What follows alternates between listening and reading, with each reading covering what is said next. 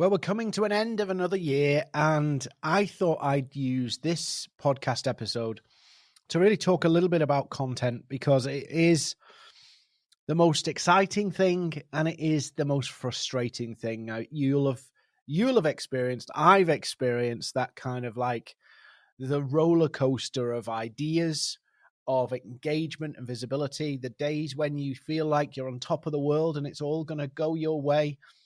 And then the days when you feel like you're invisible.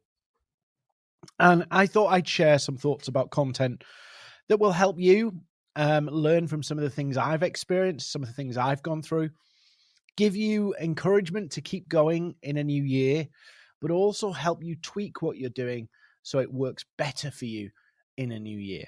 So just before we kind of dig into it, if you're watching this or listening to this and you don't know who I am, I'm Dean Seddon, CEO and founder of Maverick. We help businesses get clients, grow faster, and spend less time selling. So if you've not heard of us, go find us. We're big on LinkedIn, a little bit of a presence on the other channels, which we're building in 2023, 2024. But actually, we're LinkedIn first kind of company. So do come find me, find the company. We got lots of stuff that's going on that would help you. So that's a bit of an intro to me. So content, I wanted to kind of air some dirty linen a little bit in this podcast. I wanted to kind of talk through, and hopefully you're cool with just listening along or watching along and just hearing me share things from the way I see it.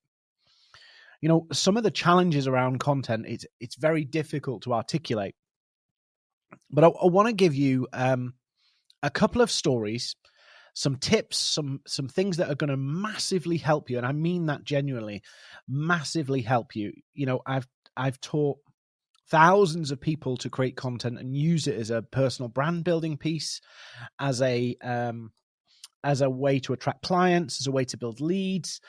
It is a skill set that every business owner, every salesperson needs if they're trying to use online, particularly social media, to build a business. So let me start with it, and let me give you a little story. And this is a story from my own experience. And you may have seen some of this if you're following me, you'll have seen me talk about this a little bit on LinkedIn. So 2013 was the year that Maverick was born. Now, it isn't the Maverick that you see today. Over 10 years, we've evolved, we've adapted, we've changed what we do quite a lot. But 10 years ago was when Maverick really came to life. And oddly enough, our COO, Terry, was actually partially the conceiver of Maverick with me, which is really strange. He didn't know it at the time, but that's kind of how it came about. So I was just finishing a very big project, and at that time, I was heavy on Twitter. So back in 2013, I was all in on Twitter. And I've picked Twitter back up again after remembering this story and noting it down and going, do you know what? I really need to get that game back. So I was active on Twitter. And basically, I'd been posting. And the backstory to this is I'd just completed quite a big project for me, the biggest project I'd ever done as a solopreneur the year before, 2012. And in typical solopreneur fashion, I'd got so into that project, worked so hard on that project, it consumed pretty much most of my time. So I didn't have time to market, didn't have time to do all this stuff on social media, but I kind of kept Twitter going. Just keep that Twitter conversation in your mind. It's really important later down the road. So I didn't have time. So when I talk to business owners, and when they say, I don't have the time to do all this content, don't have the time to do all of this, I don't believe them. I don't believe them because I do it. And if I can do it, and I'm not the most organized person, you see me being diplomatic there, I'm not the most organized person, but I find the time to do it. Maybe So I've seen this small business owner thing from personal experience, where I've seen that I got so busy, I didn't develop my pipeline, I wasn't marketing. And so I approached the end of 2012 not really knowing what business I had for 2013. And it was empty. It was literally empty. I was like, I've put everything into this project for 6 months. I've not developed any business because I thought it would come, or it would sort itself out. It would just happen. And now I'm facing, basically sometime in January, I'm high and dry. And as I was approaching Christmas, like I said, I'm not very organized. So I'm buying Christmas presents in December. I'm still the same, by the way. Still buy all the Christmas presents like the few days before. I'm really bad like that. So I'm approaching Christmas and going, oh, I've got to buy Christmas presents, and feeling kind of really uncomfortable buying it, knowing that I'm, 3, 4 weeks, 5 weeks away from being high and dry. So it was pretty scary, Christmas 2012. So anyway, I go into all out marketing mode. January, I've got to get business. I tried all sorts of stuff, email campaigns and everything, but it was just people coming back in January. I often think January is a prep month for when things really restart, because the first couple of weeks of January, there's not much going on. People are just getting out of Christmas zone. So I was like, this is crazy. What am I going to do? So Terry, our CEO, our now COO at Maverick, was following him on Twitter, seeing what I was up to, and he was intrigued. He was curious about some of the things I was up to. And he said to his director at the time, a director of a media company, this guy, and I had a business partner at the time, this guy here, he's up to something interesting. We should have a coffee with him. So Terry sets me up with a coffee with his director. Really strange. Have this coffee and tell them what I've done, what I've been up to, and we have conversation. I drove a couple of hours to have this coffee. And, it was one of those things where I was like, is this going to amount to anything, or is this going to be a nice coffee? And oddly enough, I've had a lot of conversations where I think they're going nowhere like that. Have this coffee, then I get a phone call and say, really love that conversation. Would you come down and look at something for us in Plymouth? So remember, I'm in Plymouth today, but I lived up north. I lived up north in Newton-le-Willows, which is just near St Helens, between Liverpool and Manchester. So as a result of me posting on Twitter, consistently posting on Twitter, I can't even tell you what I was posting at the time, I end up in this meeting in Plymouth about a project. So I'm like, oh, this sounds interesting. So I had a look at the project. It was a very exciting project. And I thought this would be great. There was a bit of me thinking, should I do this? Should I not? So then get back home, 4-hour drive. So I've done basically for 12 hours of driving for a coffee and to look at a project so far in January. And I'm giving you the unfiltered, unmarketed version. And so I come back to Newton-le-Willows and I'm like, this could be interesting, could be a good project. Get a phone call. We want you to put your presentation of how you would run this project to our board. Okay. And a meeting in the Middle East. So we'll arrange hotels for you. You just come and do your presentation. And if the board sign it off, it's yours. So I'm like, oh, I've got to go to the Middle East now. Now, remember that conversation about when my money was going to run out? Remember that conversation where I was saying in 2012, I knew I had 4 or 5 weeks. And now I've done 2 long trips, heavy fuel. I did them back and forth in a day. because I'm nuts like that. Did all of that and then get to the point where I'm like, okay, now they want me to fly to the Middle East to present this proposal. So I've took up a big chunk of my January doing this so far, and this is the only thing that's bubbling away and potentially coming to something. So I buy the ticket, and this is a true story. This is really funny. Buy the ticket and fly a 4.5 hour flight to the Middle East, get to this hotel, hardly any money on me because I'm using it all to get this project going, or to get my hands on this project. Get to the hotel, get ready, go to the office to get ready for my presentation, go in the boardroom, got PowerPoint hooked up to a screen, all that kind of stuff, present the whole thing. How much is it? So I give them the price, they agree it there and then, told them to make a first initial payment to start the work. They paid it by backs. So I got it 3 days later, flew home, was still light on funds because the backs hadn't arrived. And that's how Maverick was born. So literally, Maverick was born. It was actually born as the Maverick spelt the proper way, or the English dictionary way, simply from doing that. All of that stuff, the whole thing came from content. The whole thing. I traveled the world with that project. I did loads of amazing things with that project, but the whole thing came from consistently posting on a social media channel. It wasn't one post that did it. It was a few posts. And this is my kind of first kind of content lesson for you today in this session, in this podcast, is do not put too much emphasis on one post. It's all your posts that make a difference.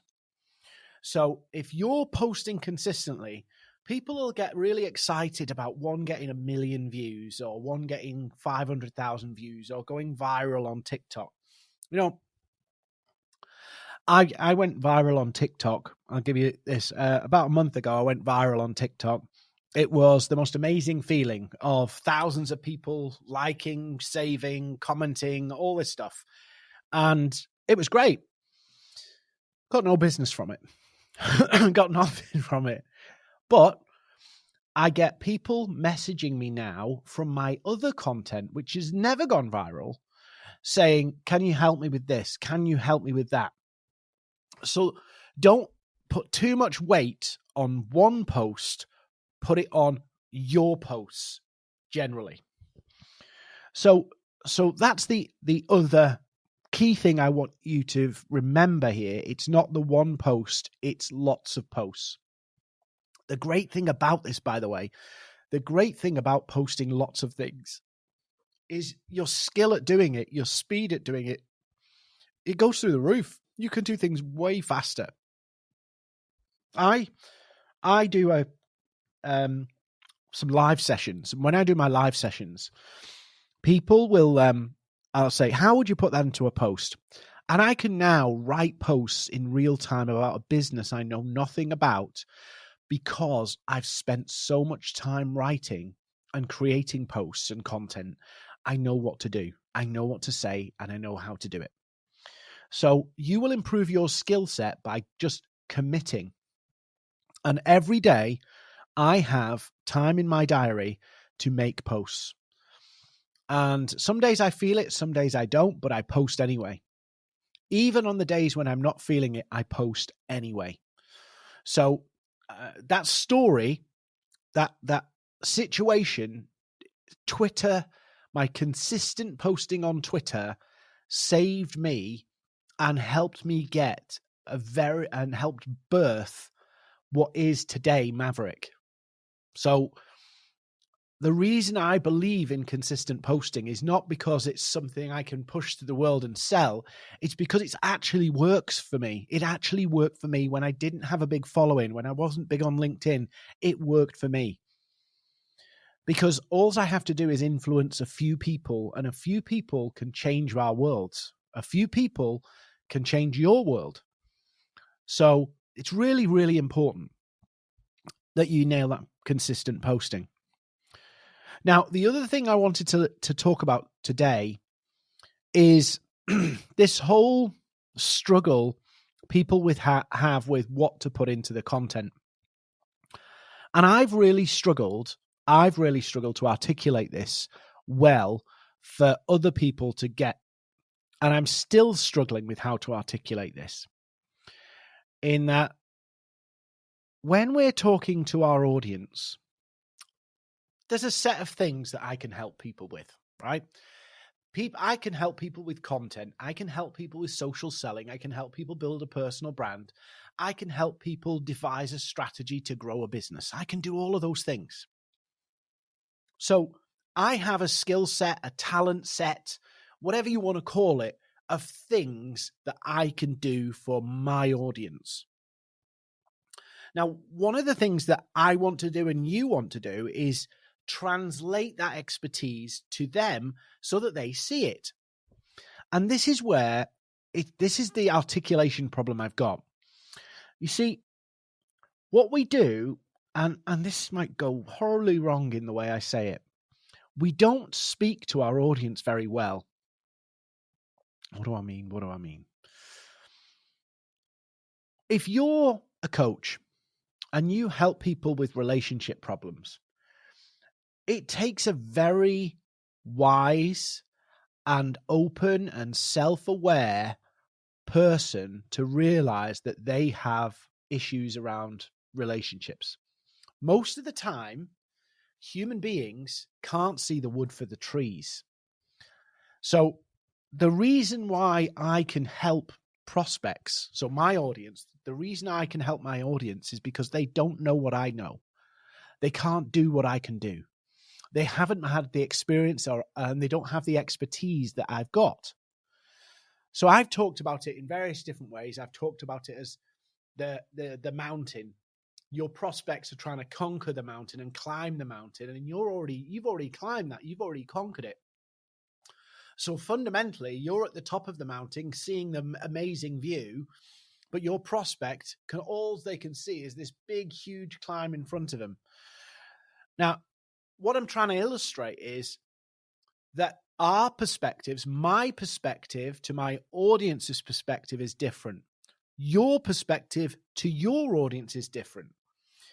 And so when we're creating our content, there's a tendency that we write or we create what we think is good. But actually, we're not selling to people like us. We're not trying to create an audience for people like us. We're actually trying to speak to people who struggle with all the things that we're good at. Think about that. It's likely that your audience struggles with things that you're very good at. So if you speak to them like they're you'll go over their heads. They won't get it. They won't understand it. So very often what happens is when you're speaking to an audience who's not like you, for them to understand the value of what you're going to teach them, they have to see the why. Now, this is where I really struggle to get this away in a clear and concise way. So bear with me as I'm doing this. So very often, our audience will want to run away from a situation and run to a situation. So if they have a bad approach to managing money, they are sick of being in debt and having no money, run away from problem. And they want to run to having savings, having a getting out of debt, being in a better life. So they are motivated by the pain, excuse me, the pain of where they are and the goal of where they want to get to. The process in the middle, they don't care for whatsoever. Yeah. They don't care for the process. They want the event. In other words, they want to leave these problems behind and get to these goals and successes. The process in the middle, they don't care about at all. until they realize that process will get them from where they are to where they want to be. Now, you might think, Dean, why are you rambling on here? Right? Your content constantly has to speak to where the audience is and where they want to be. So if I want to appeal to people who want to get more sales and they want to get them on LinkedIn, I'll talk to them about the goal they want, and I'll talk to them about the pain or frustration they're having of not getting them. And then when I teach my process, they now understand the value of that process because it will help them get to their goal and leave these problems behind. But if you speak about process on its own, yeah, if you just speak about that, what will happen is people will switch off. They won't get it. They won't get it.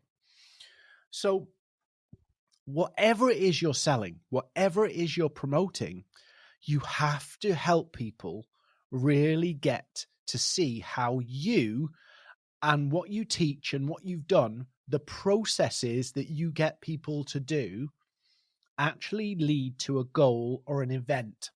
There's a brilliant talk I heard about 20 years ago now, and it's called Events versus Process.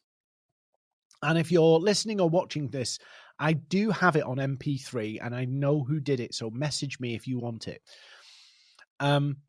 It's called Events versus Process. And the concept is that many people, the majority of people, are looking for some form of transformation from a moment in time. And we are wired to look for that moment in time, that secret being revealed, that thing when everything changed, that overnight success. It's wired into us. But actually, all success, all achievement comes from embarking on a process. And when I started to think about this, and I'm sorry I'm going around the houses, but it's because this is such an important concept for your content, is that people will not engage with process until they see it will get them to a result event. So every event, every success comes from a process. And so your content should land that clearly. What do people want to be? What's the destination they want to be in? And what's the current place they want to depart? And your method, what you do, what you provide, is helping people, show them how different tips, different thought processes will help them leave where they are right now and get them further along the road to their destination. So when you're writing your content, think about, what do people really want? What does my target audience really want? They want a destination. They want to get to a destination. If you can describe that destination and write that down, and then you start to go, well, what advice, tips, insights can I give people who want to get to this destination? And don't just throw them out there. You have to narrate it. You have to, it's silly because our audiences are grown adults, but you have to tell them, if you do this, here's 5 ways you can grow your business without picking up without making a cold call. You have to say that. You have to help people see, oh, these bits of tips will help me on my goal. So it's really important that you think about this for your content, because otherwise what happens is you put information out, but don't connect it to the dots of what people feel really strong and passionate about, which is their current situation and their goal, or where they want to end up. And whether you're a business owner or a solopreneur or just an employee, let's be honest here. Our goals, our current situation is wrapped up in emotion. And so another tip I would add here is, what emotion are you putting into your content? What feeling are you putting in? And that's important from a personal brand point of view. In other words, people seeing your vulnerability and that you're human and they get to know you better and they warm to you. But it's also important that you put emotion in around where they are and where they want to be. If they're a CEO of a global company right now, they will have challenges. They will have things going on in the world that's preying on and pushing on their emotions and how they feel, their mood, their state. And they will have goals and objectives and things they want to achieve that is pressing on their emotions, their mood, their state. And when you start to put your content together, you should inject emotion in that. Think about what are the emotions going on. That's how our message resonates. That's how we get comments.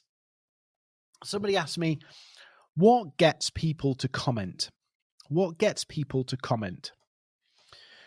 Well, commenting is, there's a whole load of studies about what gets people to comment on a post. But it comes down to they have a strong opinion about something or they have strong feelings about something. Pretty much those two things actually trigger comments. So strong feelings about something or strong opinions about something. That's what drives comments. So if you present information analytically, unless they read it in depth and go, wow, I've just had a world-changing moment, they won't gauge. Which leads me on to another point. And I say this a lot. You need to dumb your content down. You need to make it more simple, more easy to read. I described it recently to a group of senior executives, your vice presidents and all of those kind of titles. And I said, posting on social media is not you writing something for a journal. It's not you writing in a magazine. It's not even writing like a blog. It's you talking to thousands of people in a pub. That's what it is. Because if you think about it, when are people on social media?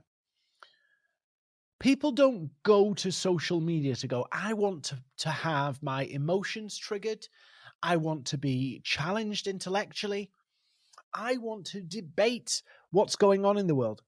Most people, there are a few small minority, and I hope you don't meet them, who decide to come to social media with that kind of approach. But the vast majority of people, it's a distraction. It's a switch off from high pressure work. It's a scrolling tool that we've it's like a bad habit in one sense that we just scroll to distract ourselves. So we're not using our full brains when we're on social media. Far from it. And so I'm not saying you start writing really basic stuff. But you've got to think of it like light reading, like bedtime reading, or distraction reading. It's not when people are in the most serious of moods. So keeping it light, keeping it simple, dumbing it down, giving people something simple. I use the analogy for different types of content, and I call it taste. And I call it taste because obviously it's broken up as an acronym, but also because it describes what your content should do. It shouldn't be a big flipping meal.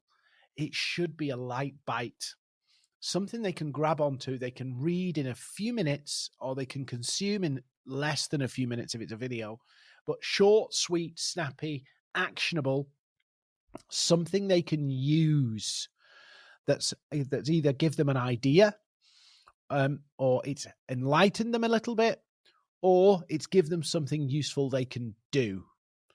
So I found that content that touches an emotion or a strong opinion is good, but to get comments. But actually what gets people going, or things you can do, is insightful. Can I turn a light bulb on? Can I illuminate? The other one is, can I give people something to do? So let me summarize that into a really simple phrase that you can use, and you can write this down. Number one, make the complex simple, and then make knowledge actionable. Make the complex simple and make knowledge actionable. If your content does that, and it does it around the pains and challenges and goals and dreams and hopes of your target audience, you'll get the comments, you'll get the likes, you'll get the visibility, but more importantly, because you're speaking to the pains and dreams and hopes and frustrations of a target audience, and you're giving light bulb moments, making the complex simple, making knowledge actionable, not only will you engage people, they'll warm to you, you'll actually attract people. You'll attract the audience you want. You'll attract the people who need what you sell. You see, one of the things that we miss is just putting information out doesn't make it valuable.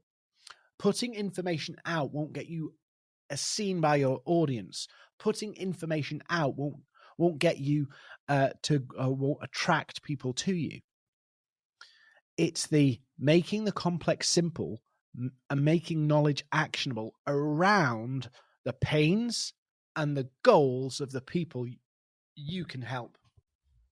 If you don't do that, you'll attract tire kickers, competitors, people in your industry who have an opinion, but you won't attract the people who need what you sell. Because let's be honest, if you are helping people with their money management, they have to have a problem with money management. They have to have a problem with money management.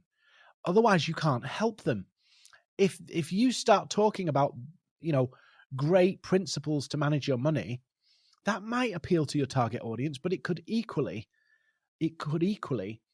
appeal to people who do what you do, and they come and weigh in and have a conversation with you. And I've met tons of copywriters, tons of social media marketing people who struggle with this. They get tons of engagement, tons of it, but they're all people who do what they do.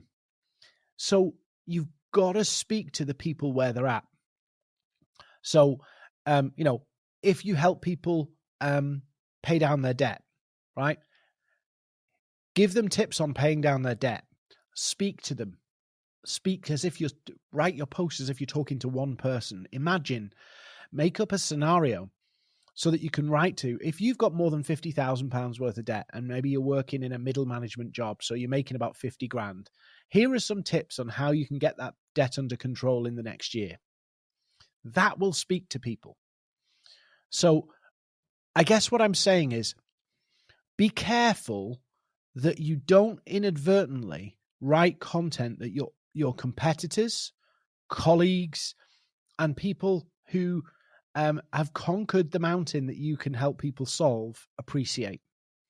So people who don't have the problem can appreciate your content. That doesn't work for you. It's no good for you. You need people who haven't conquered the problem to really resonate.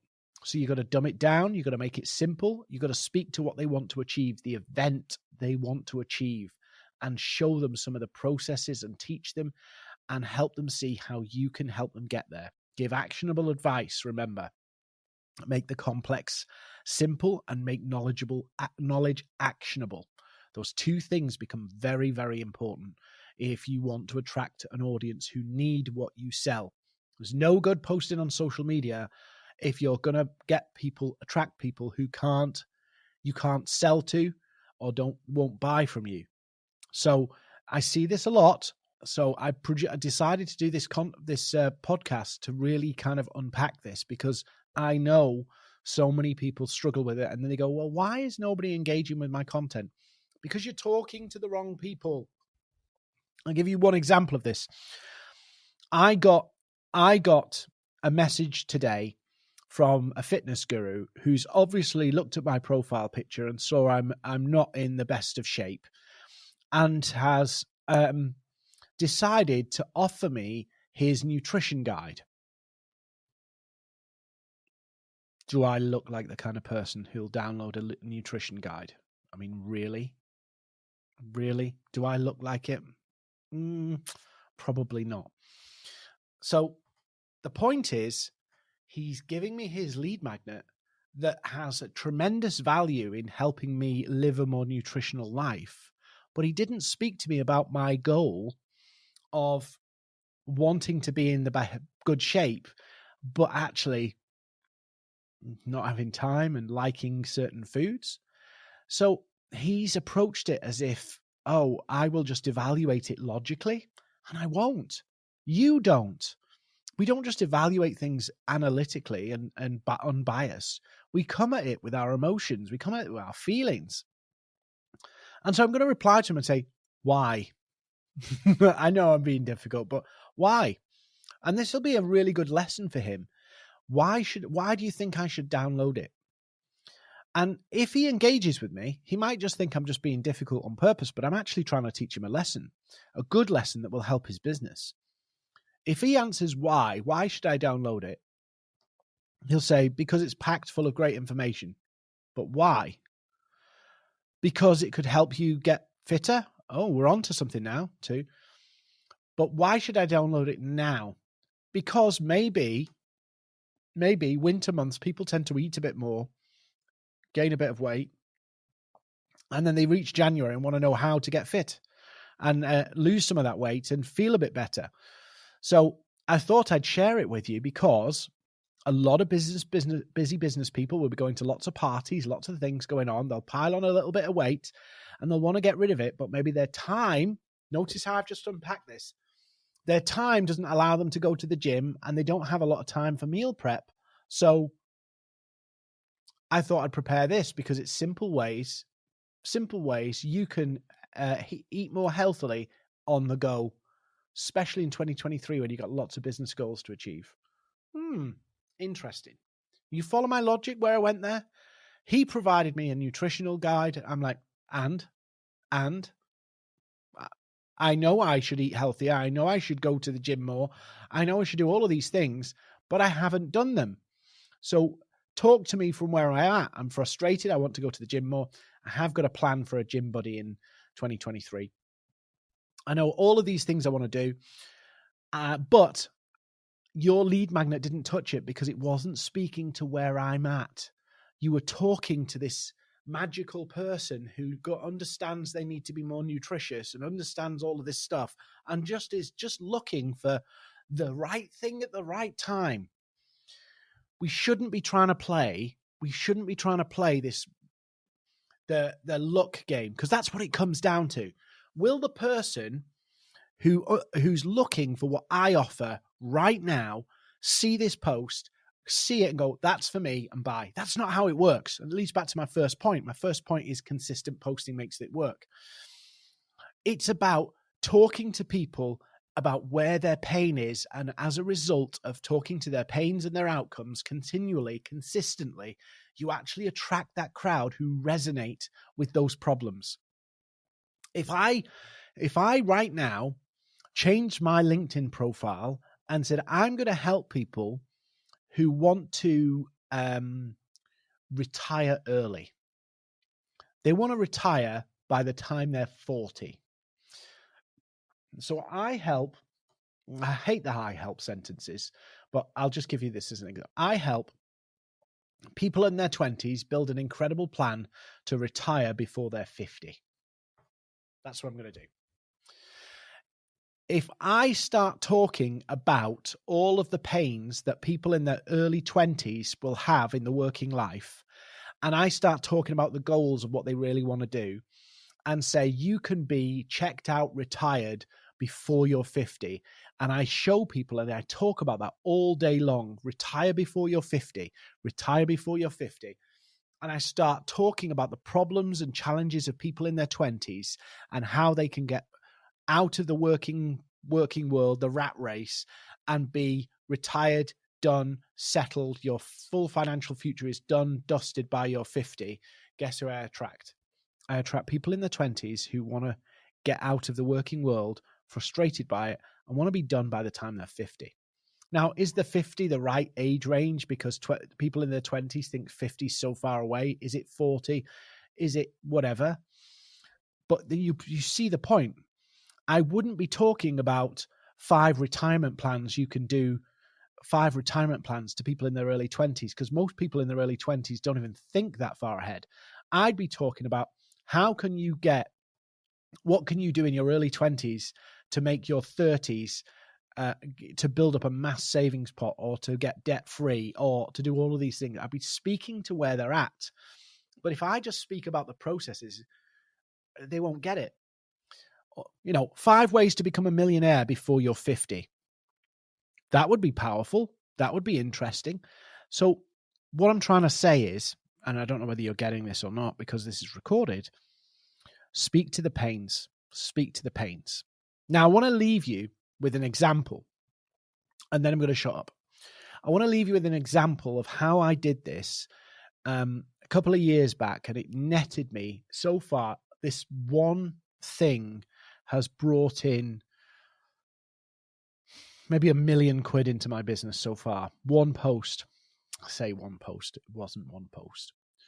So I've been posting for a long time, consistently, banging the drum day in, day out.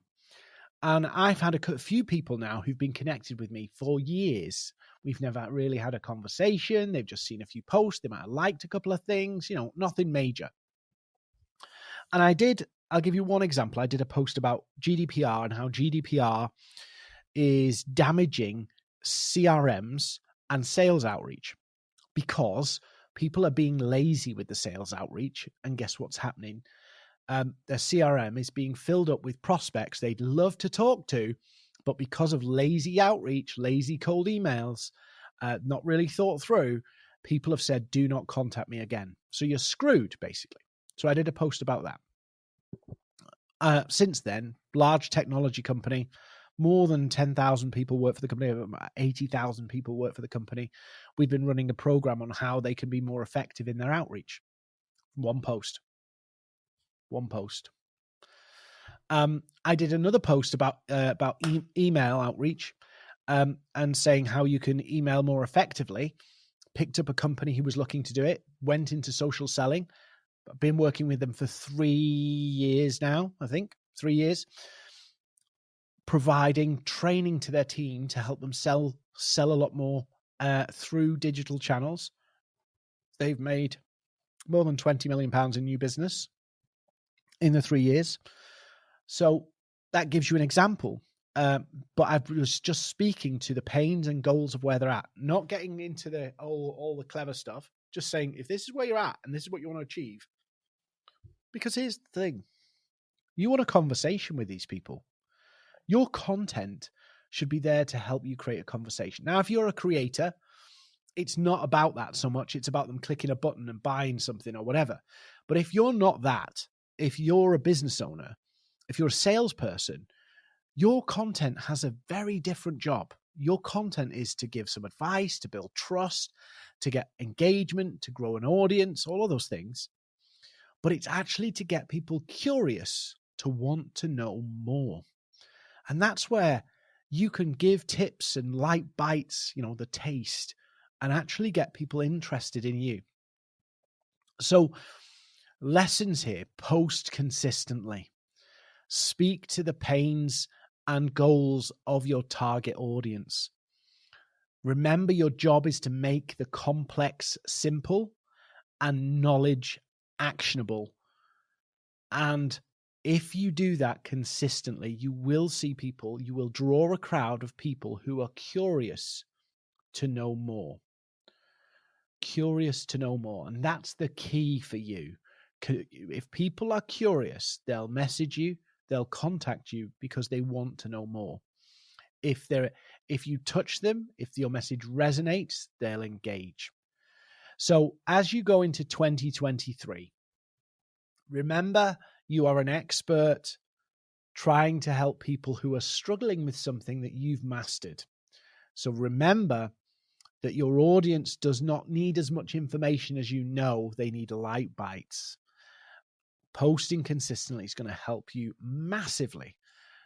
And I I genuinely believe this. If you post consistently and build that crowd, you will be able to use curiosity to convert them into clients. And I'm living proof of that. I've done it myself. I do it myself.